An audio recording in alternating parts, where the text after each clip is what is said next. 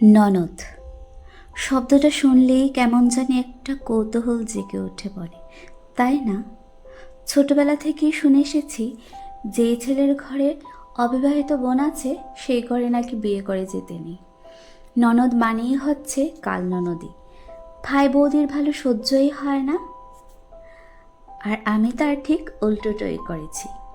বিয়ের পর ঘরে পেয়েছি এক ননদ, কিন্তু যা কাল ননদী নয়, বরং এক ভালো বন্ধু, একাকিত্বের সাথী, নির্দ্বিধায় মনের কথা বলার একজন, এক মিষ্টি মধুর সম্পর্ক। থু থু থু থু থু, নজরটা একটু বেশি বিশ্বাস করি। সেদিন ছিল আমার ননদের বিয়ের পাকা কথা, ব্রাহ্মণ এবং সব বড়দের উপস্থিতিতে ওদের বিয়ের ডেটটা ফিক্স হয়ে গেছে। সবাই আশীর্বাদ করবেন ওরা যেন সুখে শান্তি সংসারটা করতে পারে।